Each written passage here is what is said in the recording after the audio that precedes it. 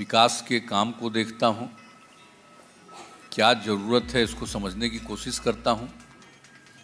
अनेक जगहों पर जीविका दीदियाँ भी अपनी बात दिखाती हैं और उसके अलावे हर जगह हमने जीविका दीदियों के साथ बैठक रखने की बात कही थी और उसी सिलसिले में अभी हम 3 जगह से आ रहे हैं और आपके साथ बैठने का मौका मिला है। मुझे बड़ी खुशी है, आप लोगों की बात सुन करके मुझको खुशी हुई है। और इस अवसर पर यहाँ मौजूद हैं बिहार सरकार के माननीय मंत्री वाणिज्य वित्त विभाग श्री विजय कुमार चौधरी जी, इसी जिले के निवासी और माननीय मंत्री अल्पसंख्यक कल्याण विभाग जनाब जमा खां साहब, यहाँ के प्रभारी मंत्री और माननीय मंत्री जल संसाधन विभाग श्री सुरेंद्र राम जी, और बिहार सरकार के मुख्य सचिव जनाब अमीर सुबहानी साहब, और बिहार के पुलिस महानिदेशक आर.एस. भट्टी जी, अपर मुख्य सचिव वित्त विभाग श्री एस. सिद्धार्थ जी, मुख्यमंत्री के ओएसडी गोपाल जी, भवन निर्माण विभाग के सचिव लेकिन साथ साथ पटना प्रमंडल के आयुक्त कुमार रवि जी, पुलिस उप महानिरीक्षक श्री नवीन चंद्र झा जी, मुख्य कार्यपालक पदाधिकारी जीविका श्री राहुल कुमार जी, कैमूर के जिलाधिकारी श्री नवदीप शुक्ला जी और कैमूर के पुलिस अधीक्षक ललित मोहन शर्मा जी, और अभी जो 6 दीदियों ने अपनी बातें कही, श्रीमती पुनीता कुंवर जी, श्रीमती हिरोशिया देवी जी, श्रीमती रीमा देवी जी, मोहतरमा अजमेरी बीवी जी, श्रीमती रीता देवी जी, श्रीमती रेखा देवी जी, आपकी बात सुन करके मुझको खुशी हुई। मैं सबसे पहले आपको धन्यवाद देता हूं। और आप सब जानते हैं कि जो जीविका समूह का हम लोगों ने गठन किया और जो स्वयं सहायता समूह तो देश भर के विभिन्न राज्यों में था और बिहार में उनकी संख्या बहुत कम थी। हमको तो 2005 में 24 नवंबर से काम करने का मौका मिला और चूंकि उसके पहले हम एमपी थे या केंद्र में मंत्री भी थे तो हम कई जगहों के बारे में जानते थे, लेकिन बिहार में बहुत कम।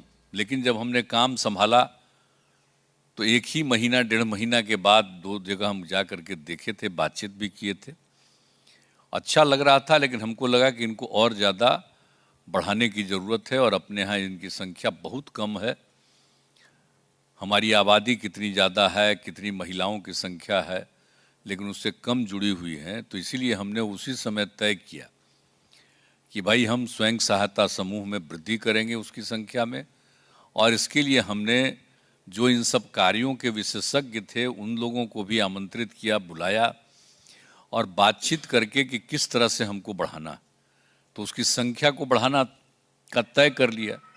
लेकिन साथ साथ हमने नाम दिया कि जो भी स्वयं सहायता समूह से महिलाएं जुड़ेगी उनका नामकरण हमने कर दिया जीविका।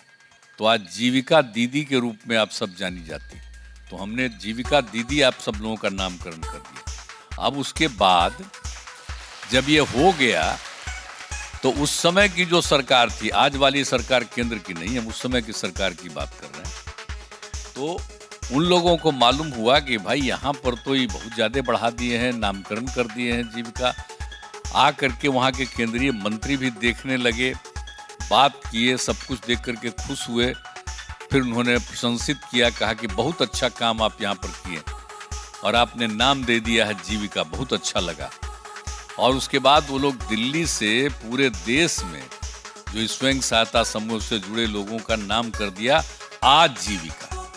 अब आप सोच लीजिए, बिहार की जीविका और देश भर में आजीविका, यानी बिहार की जीविका देश भर में आ जाए, इसलिए ना जीविका का नाम आजीविका दे दिए। तो इसलिए कभी भूलिएगा मत। आजकल तो नई टेक्नोलॉजी आ गई है, पुराना बतवे को कोई नहीं याद करावेगा, सब आजकल का बात करेगा, पुरानी बात को भूल जाएगा और अपने अपने ढंग से आजकल जो बात होते रहती है, जो काम पहले से हो रहा उसको भुला करके इधर उधर कुछ बात चलती है।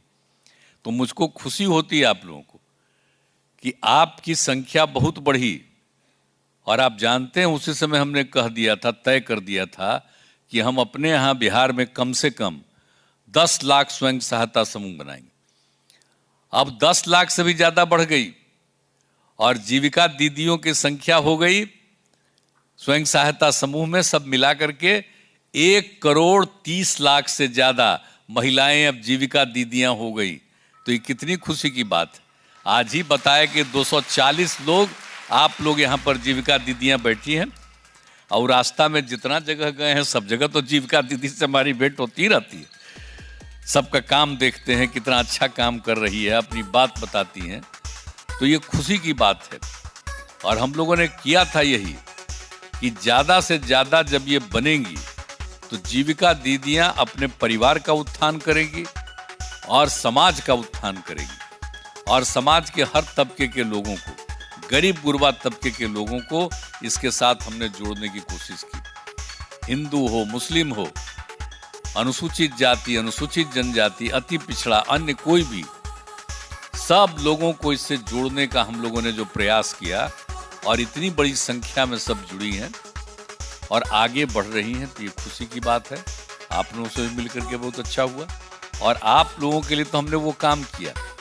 अब आप जानते हैं खाली घर में मर्द लोग थोड़ा बहुत काम करता था, घर की तो आर्थिक स्थिति थी नहीं, महिलाओं का तो कोई काम नहीं, वो तो मदद कर देती थी घर का सब काम, कभी कभी खेत तक में चली जाती थी, लेकिन उनकी तरफ से कुछ नहीं था। तो और कुछ मान लीजिए कि जो अमीर परिवार के जो हैं उनके यहाँ तो थोड़ा बहुत महिलाओं का था, लेकिन बाकी गरीब लोगों के बीच में कहीं नहीं था। तो इसीलिए हम लोगों ने कहा कि नहीं, महिलाओं का उत्थान बहुत जरूरी है।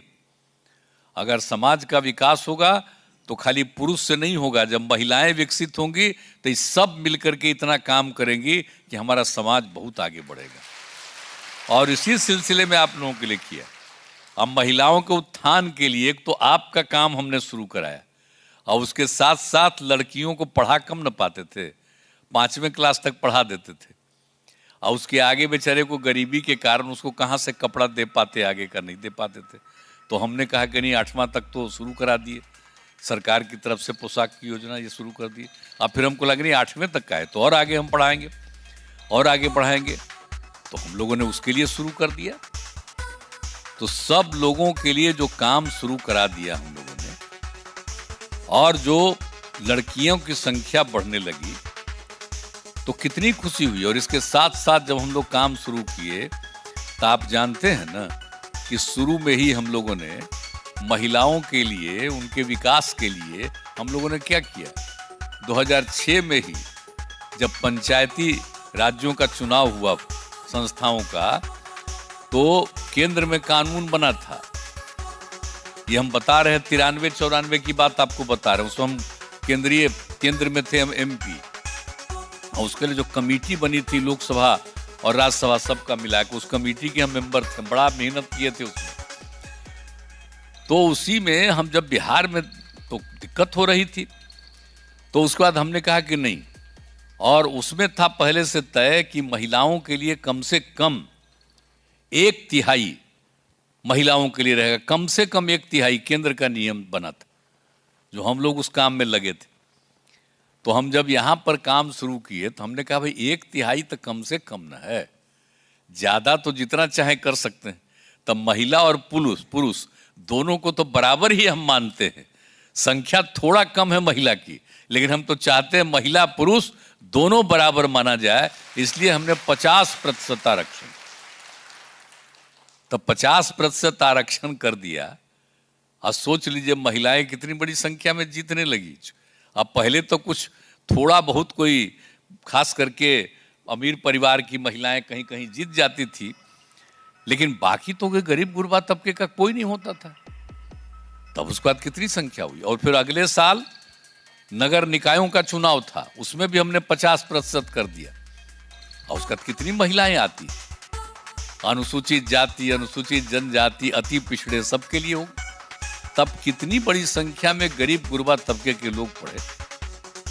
और आप सोच लीजिए लड़कियां कितनी कमजोर रहती थी। और जब साइकिल योजना हम शुरू करा दिए तो लड़की साइकिल चलाने लगी ना जी। 9 की बात, 8 ही से हमने शुरू कराया, 9 से। और लड़की जब स्कूल जाने लगी कितना खुश है। कुछ लोग मेरी आलोचना कर रहे थे कि लड़की को साइकिल चलवाइएगा, रास्ते में तंग करेगा। हमने कोई तंग नहीं करेगा, क्योंकि हर परिवार की लड़की को देने की बात है, कहीं कोई दिक्कत नहीं। और लड़कियां कितना खुश हुई। और जब घर भी आती थी तो चाहे अपनी माँ को या अपने पिता को वो साइकिल पर ले जाके दुकान तक भी ले जाती थी। तो कौन सिलसिला शुरू हुआ था, याद करिए।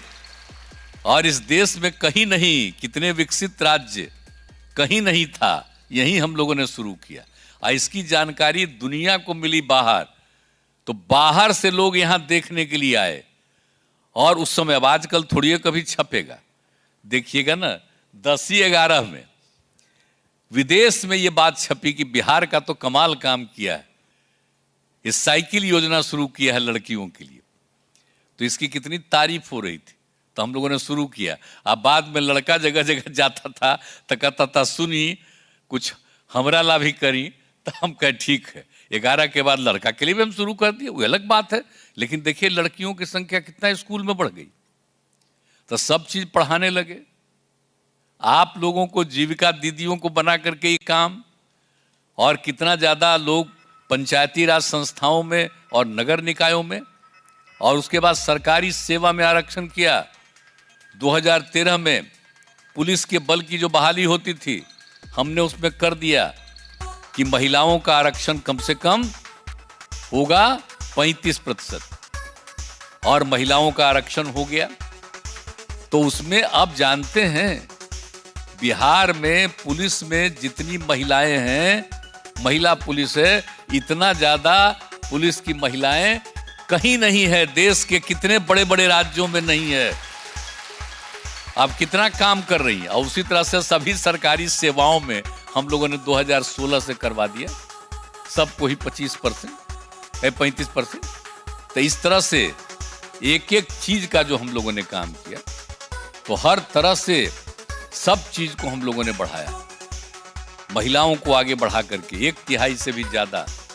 और अब तो आप जानते हैं ना, अभी भी तय कर दिया कि इंजीनियरिंग कॉलेज हो, मेडिकल कॉलेज हो, उसमें भी कम से कम 1/3 महिलाएं। हम पढ़ते थे इंजीनियरिंग, एक वो लड़की नहीं पढ़ती थी।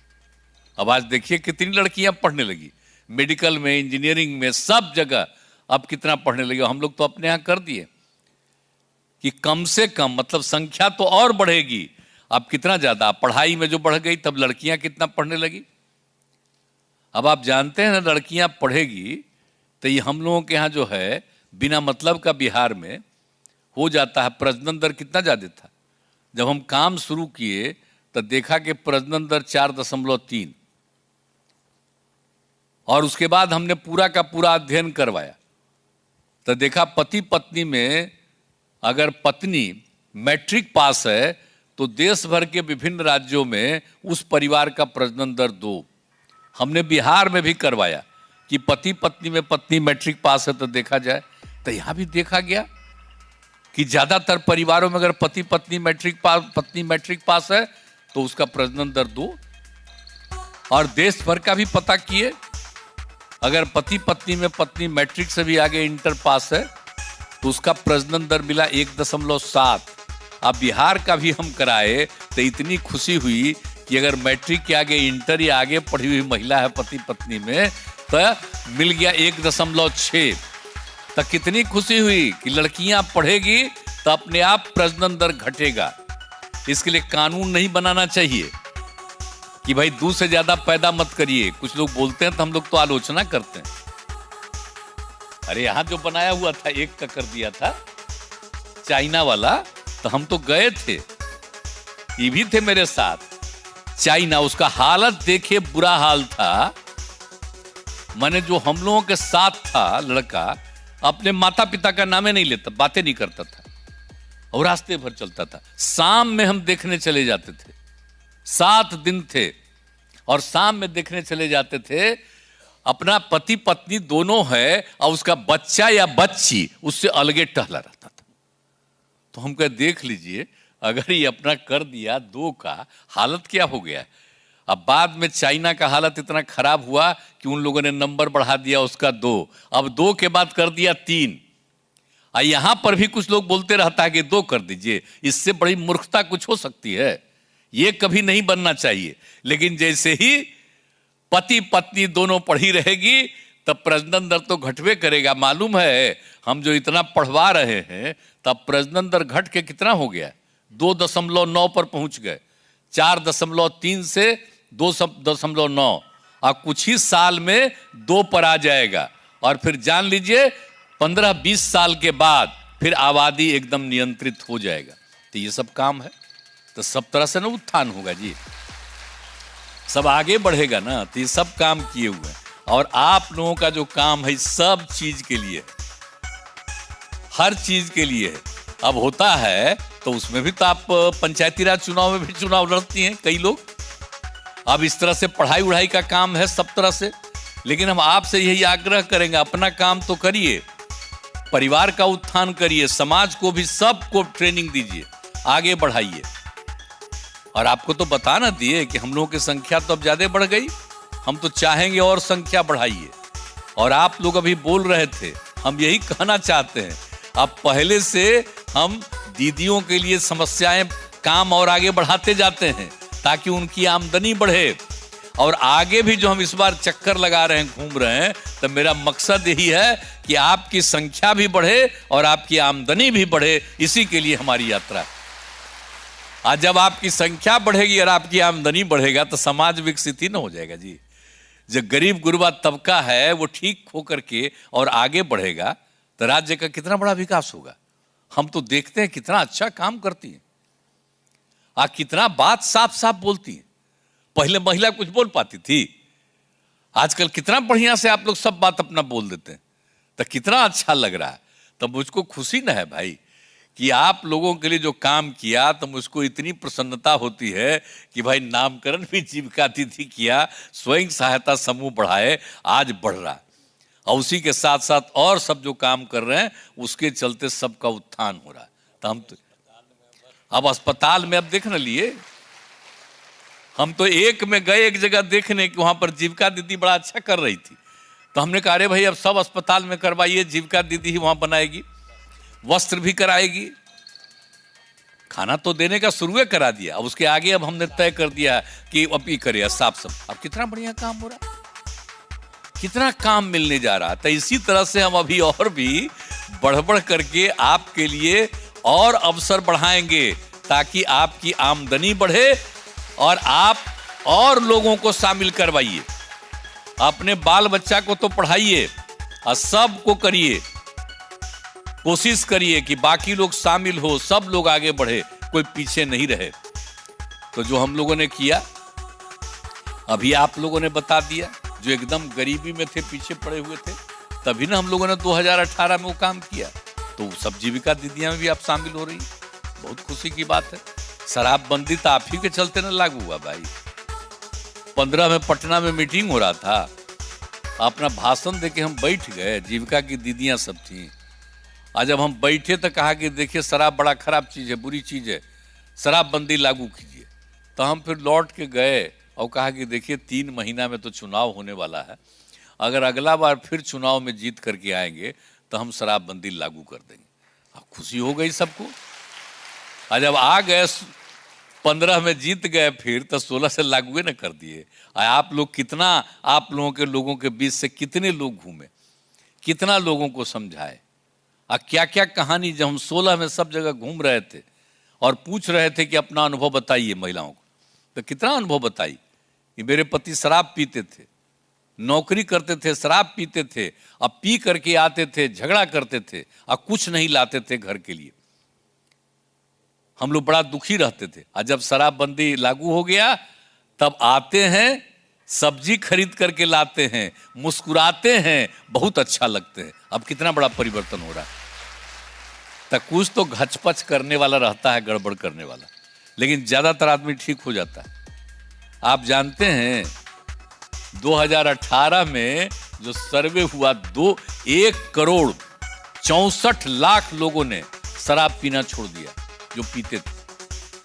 अब इसके आगे और बढ़ा होगा संख्या में, इस बार भी उसको करवा रहे हैं।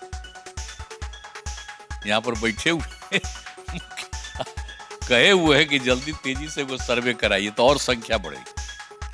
ये सब तो हो ही रहा है, लेकिन कुछ कुछ तो गड़बड़ करता दिख ना। जहरीला पी के मर रहा। अरे काहे का पीते हो, फालतू चीज है। और यही नहीं, इसके साथ साथ बाल विवाह नहीं होना चाहिए। आप भला बताइए, लड़की की उम्र 18 साल पर शादी होना चाहिए कम से कम, और लड़का का उम्र 21 साल पर, लेकिन पहले भी कोई करा देता था। तो बहुत खराब चीज। इसके लिए देश भर में कानून बना हुआ है। एकदम याद रखना चाहिए कि ना, 18 साल से कम उम्र में शादी लड़की का नहीं, 21 साल से कम उम्र लड़का नहीं। तो बाल विवाह, दहेज प्रथा कितनी बुरी चीज है। दहेज माने लड़की की शादी होगी, उसमें दहेज लगेगा। अरे लड़का को क्या होगा अगर लड़की से शादी उसकी अगर नहीं होगी, तो लड़का को क्या मिलेगा? बाल बच्चा होगा। अरे हम लोग सब तो हैं, तो हम लोगों को माँ ने ना पैदा किया जी, कोई दूसरा पैदा किया। इन लड़कवा से होगा कुछ, तो बेकार चीज है ना। तो लड़की के शादी में, लड़का से शादी में पैसा, इसके लिए भी कानून बना हुआ है दहेज प्रथा के खिलाफ देश भर में।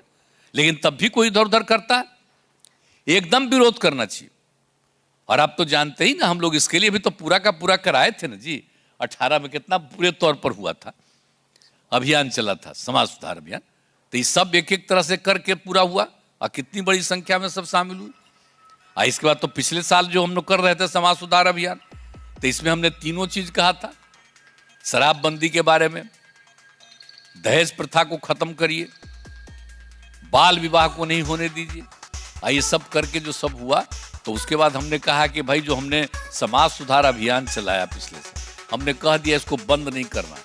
भाई हम तो 12 जगह पर किए मीटिंग, लेकिन हमने कहा जीविका की दीदियों को कि भाई आपका काम है, इसको करते रहिए। सब जितने हैं सरकारी अधिकारी करते, हम सबको कहा इस काम को करते रहिए। और आप जानते ही ना, उसी समय हमने बार बार इन लोगों को कहा था कि एक एक चीज की जानकारी दीजिए। तो समाज सुधार अभियान आप लोगों के पास भी है।